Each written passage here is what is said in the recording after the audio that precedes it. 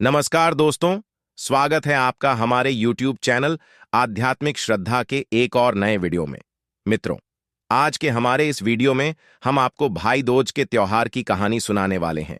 दोस्तों, एक समय की बात है, एक बूढ़ी अम्मा थी। उनके एक बेटा और एक बेटी थी। बेटी की शादी हो चुकी थी। एक दिन भाई दूज के त्योहार पर बेटे ने बहन के घर जाने का आग्रह किया तो बूढ़ी अम्मा ने कहा, बेटा, तेरी बहन तो बड़ी कलियां है, वह हर वक्त लड़ती है, तू उसके घर जाकर क्या करेगा। लेकिन बेटे के आग्रह करने पर बूढ़ी अम्मा ने उसे अनुमति दे दी। भाई अपनी बहन से मिलने के लिए घर से निकलता है। रास्ते में उसे नदी मिलती है। नदी कहती है, मैं तेरा काल हूं, मैं तुझे डुबा हंगी। तब भाई कहता है, मैं कई साल बाद अपनी बहन से मिलने जा रहा हूं, उससे मिल कर आने दो। फिर वापस आते वक्त तुम मुझे डुबा देना तो नदी मान जाती है और उसे रास्ता दे देती है। थोड़ा आगे बढ़ता है तो रास्ते में उसे सर्प मिलता है। सर्प कहता है, मैं तुझे 10 होऊंगा। तब भाई कहता है, पहले मुझे अपनी बहन से मिलकर टीका लगवा लेने दो, फिर तुम मुझे 10 लेना। सर्प भी उसे रास्ता दे देता है। अब वह आगे बढ़ता है। आगे जंगल में उसे एक शेर मिलता है। शेर कहता है, मैं तुझे खाऊंगा। तो भाई उसे भी वही कहता है, मैं पहले अपनी बहन से मिलकर टीका लगवा लूं, फिर लौटते समय तू मुझे खा लेना। शेर भी उसे रास्ता दे देता है। अब भाई बहन के घर पहुंचता है और आवाज लगाता है, देख बहन, 7 कोस दूर से तिलक कराने तेरा भाई आया है। बहन उस वक्त सूद काट रही होती है। तब उसका सूद बीच में ही टूट जाता है। यह मान्यता है कि यदि सूद काटते वक्त सूद बीच में टूट जाए तो जिस बहन के इकलौता भाई होता है वह जब तक सूद पुनः जुड़ नहीं जाता तब तक बोलती नहीं है।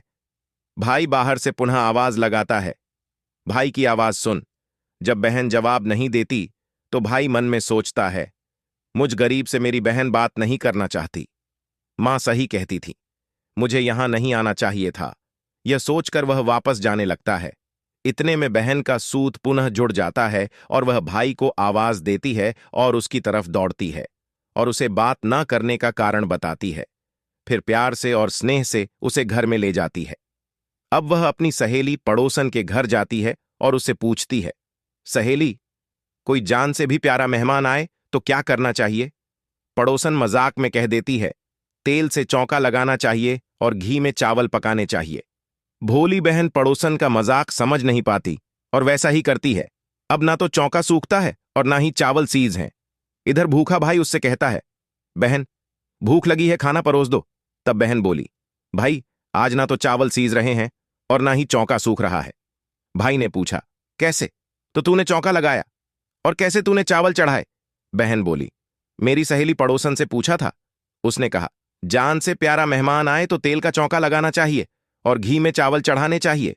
भाई बोला, अरे मेरी भोली बहन, कभी तेल का चौंका सूखा है और कभी घी में चावल पके हैं। तू पानी का चौंका लगा और पानी में ही चावल चढ़ा, फिर वह ऐसा ही करती है। जब चौंका सूख जाता है और चावल पक जाते हैं तब उसमें घी और शक्कर डालकर भाई को भोजन कराती है और फिर उसके तिलक करती है। कई दिन बीत जाते हैं। एक दिन भाई बोला, बहन, अब मैं घर वापस जाऊंगा, मां अकेली है। अगले दिन सुबह बहन जल्दी उठकर गेहूं पीसकर भाई के लिए लड्डू बनाती है और कुछ लड्डू बच्चों के लिए रखकर अपने भाई को विदा करती है। सुबह जब बच्चे उठते हैं तो मां से खाने को मांगते हैं। तब मां उन्हें वही लड्डू दे देती है। तब वह देखती है, ये क्या, सारे लड्डू हरे रंग के हो गए। फिर वह चक्की में देखती है तो उसमें गेहूं के साथ एक सांप भी पिस गया होता है। वह उन लड्डुओं को फेंक देती है और अपने भाई के पीछे भागती है। रास्ते में एक पेड़ के नीचे उसका भाई बैठा होता है। उसे देखकर भाई बोला, क्या हुआ बहन? तो बहन पूछती है, मैंने तुझे लड्डू बांधे थे, वह कहाँ है? भाई बोला, तेरे लड्डू मैंने अभी नहीं खाए, पेड़ पर टंगे हैं, ले ले। वह पेड़ से लड्डू उतारती है और वहीं गड्ढा कर उन लड्डुओं को गाड़ देती है। फिर अपने भाई को सारी बात बताती है। भाई बोला, बहन, तूने एक बार तो मुझे मौत से बचा लिया, लेकिन मैं पीछे कईयों को साई देकर आया हूं। और बहन को सारी बात बताता है। वह दोनों वहां बैठे बात कर ही रहे होते हैं कि बहन भाई से पानी मांगती है। भाई बोला, थोड़ी दूर एक तालाब है, वहां से मैं अभी पानी लेकर आता हूं। बहन बोली, मैं खुद जाती हूं और पानी पीकर वापस आती हूं। वह पानी पीने तालाब पर पहुंचती है तो देखती है कि वहां एक बुढ़िया बैठी है। वह उसके पास जाकर उससे पूछती है, मां, तुम यहां क्यों बैठी हो? तब वह बुढ़िया कहती है, मैं विधाता हूं, एक बहन के भाई की तांत गढ़ रही हूं। तब वह पूछती है, माता वह कौन भाई है? तब विधाता कहती है एक भाई जिसके प्यार में उसकी बहन ने सांप की हत्या कर दी। बहन सोचती है, यह तो मेरा ही भाई है। वह घबरा जाती है और विधाता से पूछती है, माता उस भाई को इस श्राप से बचाने के लिए क्या करना होगा? विधाता उसे बताती है कि उसकी एक बहन है। जब वह उसे गालियां दे और उसकी शादी होने तक यदि वह हर घात को टाल देती है तो उसका भाई बच सकता है। वह तुरंत अपने भाई के पास जाकर उसे कहती है, भाई मैं तुझे मां के घर तक छोड़ने चलूंगी, लेकिन रुक, मैं अभी आती हूं। और वह शेर के लिए मांस, सांप के लिए दूध और नदी के लिए ओढ़नी लाती है और दोनों भाई बहन आगे बढ़ते हैं। रास्ते में उन्हें पहले शेर मिलता है। जैसे ही वह भाई को खाने के लिए आगे आता है, बहन उसके आगे मांस का टुकड़ा डाल देती है। शेर मांस के टुकड़े को खाने में लग जाता है और दोनों भाई बहन आगे चलते हैं। आगे उन्हें वह सांप मिलता है। जैसे ही सांप उसे डसने के लिए आगे आता है, बहन सांप के आगे दूध का प्याला रख देती है। सांप दूध पीने लगता है। वह दोनों अब आगे चलते हैं। रास्ते में उन्हें नदी मिलती है जो भाई को डुबाने को तैयार होती है, पर बहन नदी को ओढ़नी उड़ा देती है। खुश होकर नदी रास्ता दे देती है। अब वह दोनों भाई बहन आगे बढ़ते हैं और अपने घर पहुंच जाते हैं। बेटी को देखकर मां खुश हो जाती है, पर बहन उसी समय भाई को गाली देने लगती है। तब मां बेटे से कहती है, इस कलिया बहन को क्यों ले आया? तब भाई बोलता है, मां बहन तो बहुत अच्छी थी, पता नहीं घर आते ही इसे क्या हो गया।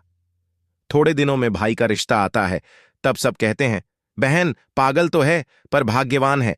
पर जब ससुराल वाले सगाई की मिठाई लाते हैं तो बहन कहती है, इसकी मिठाई क्यों बांटते हो, पहले मेरी बांटो। कई बड़े बुजुर्ग बोले, इसे भी भाई के साथ बिठा दो। सगाई शुरू होती है, वहां आग लग जाती है। बहन को तो पता ही था कि उसके भाई की घात है। उसने तुरंत ही वह आग बुझा दी। अब कुछ दिन बाद शादी के कार्यक्रम शुरू होते हैं, परंतु बहन हर समय भाई के साथ रहती थी। जब भाई की निकासी होने लगी तब बहन बोली, अरे इसकी निकासी क्या करते हो, पहले मेरी निकासी करो और इसे पीछे के दरवाजे से लेकर जाओ। बहन के इतना कहते ही आगे का दरवाजा टूटकर गिर जाता है। सब कहते हैं, भले ही बहन कलियां है पर बराबर भाई की जान बचा रही है। जब भाई फेरों में बैठता है तो फिर बहन कहती है, इसकी जगह मैं फेरों में बैठूंगी। शादी के बाद जब दूल्हा दुल्हन की रात जागती है तो बहन कहती है, इसकी नहीं, पहले मेरी रात जगाओ। कई लोग बोले, बीच में पर्दा लगाकर इसे भी साथ में सुला दो। रात में जब भाई भाभी सो जाते हैं तब वहां एक सांप आता है। बहन तो तैयारी में ही बैठी थी। वह उसे पकड़कर टोकरे में रखकर सो जाती है। आज वह कई दिनों में निश्चिंत होकर सोती है। इधर उसकी मां सोचती है, बेटी के उठने से पहले ही मेहमानों को विदा कर देती हूं, वरना फिर शोर मचाएगी। जब बेटी उठकर देखती है घर में कोई नहीं दिखता। मां से पूछती है, मां सब मेहमान कहां चले गए? तब मां कहती है, बेटा सब मेहमानों को विदा कर दिया है। तब बेटी कहती है, मां सब मेहमानों को वापस बुलाओ, तभी मैं विदा होंगी। उसके कहने के अनुसार मां सभी मेहमानों को वापस बुलाती है। तब वह मां से कहती है, मां आज के दिन के लिए ही मैंने पालने में पूत और चूल्हे पर दूध छोड़ा था और पागल हो गई थी। मेरे इस भाई पर 7 घात थी, वह टालने के लिए मैं ऐसा कर रही थी। उसकी यह बात सुनकर मां और भाई बहुत खुश हो जाते हैं और सबसे पहले अपनी बेटी को विदा करते हैं और उसके बाद सभी मेहमानों को विदा करते हैं। इस दिन के बाद से ही हर बहन अपने भाई की लंबी उम्र की कामना से भाई दूज का त्योहार मनाने लगी। इस दिन भाई को टीका करती हैं और यह कथा सुनती हैं।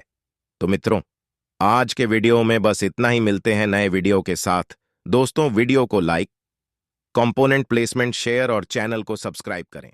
धन्यवाद।